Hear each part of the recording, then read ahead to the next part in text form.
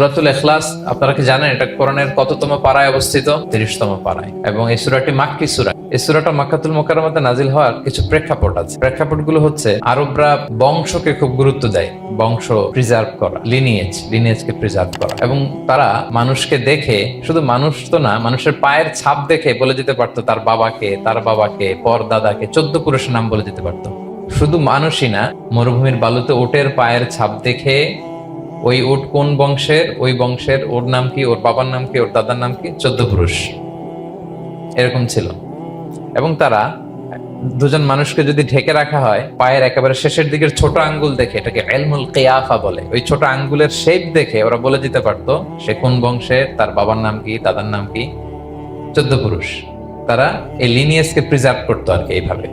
এবং এই বংশ পরিক্রমা মুখস্থ করা, জানা, জিজ্ঞেস করা, এটাকে গুরুত্ব দিত। তো তারা আল্লাহকেও আমাদের মতো এরকম একজন সত্তা ভেবে আল্লাহ হাবিব সাল্লাল্লাহু আলাইহি ওয়াসাল্লামকে জিজ্ঞেস করতেছে যে ইদান খালাকাল্লাহু কুল্লা শাই ফামান খালাকাল্লাহ। মুহাম্মদ, তুমি তো বলো যে আল্লাহ নাকি সব সৃষ্টি করেছে, তো আল্লাহকে কে সৃষ্টি করেছে? অথবা বলো যে আল্লাহর বাবাকে, আল্লাহর দাদাকে, আল্লাহর পরদাদাকে, আল্লাহর বংশটা বলো। তো তখন তাদের এই প্রশ্নের জবাবে আল্লাহ তাআলা সূরাতুল ইখলাস নাজিল করেন যে কুল হুয়াল্লাহু আহাদ।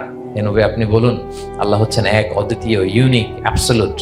আল্লাহুস সামাদ, তিনি হচ্ছেন সামাদ, তিনি কারোর প্রতি নির্ভরশীল নন, অমুখাপেক্ষী। লাম ইয়ালিদ ওয়া লাম ইউলাদ, তিনি কাউকে জন্ম দেনও নাই, আবার তিনি কারো কাছ থেকে জন্ম নেনও নাই। ওয়া লাম ইয়াকুল লাহু কুফুয়ান আহাদ, তার সমকক্ষ, তার মতো, তার সিমিলার মহাবিশ্বে দ্বিতীয় কেউ নাই।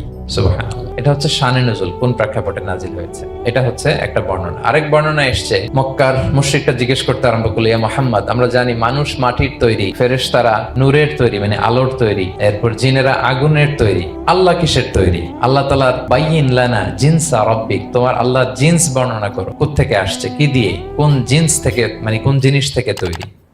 তখন আল্লাহ তাআলা এই সূরাটা নাজিল করলেন, কুল হুয়াল্লাহু আহাদ আল্লাহুস সামাদ লাম ইয়ালিদ ওয়া লাম ইউলাদ ওয়া লাম ইয়াকুল লাহু কুফুয়ান আহাদ। এইভাবে অনেকগুলো বর্ণনা পাওয়া যায় যে এরকম প্রেক্ষাপটে যখন রাসূল সাল্লাল্লাহু আলাইহি ওয়াসাল্লামকে তারা এই সমস্ত প্রশ্ন জিজ্ঞেস করে, তখন তাদের প্রশ্নের জবাব স্বরূপ আল্লাহ তাআলা 4 আয়াত বিশিষ্ট এই সূরাটি নাজিল করেন।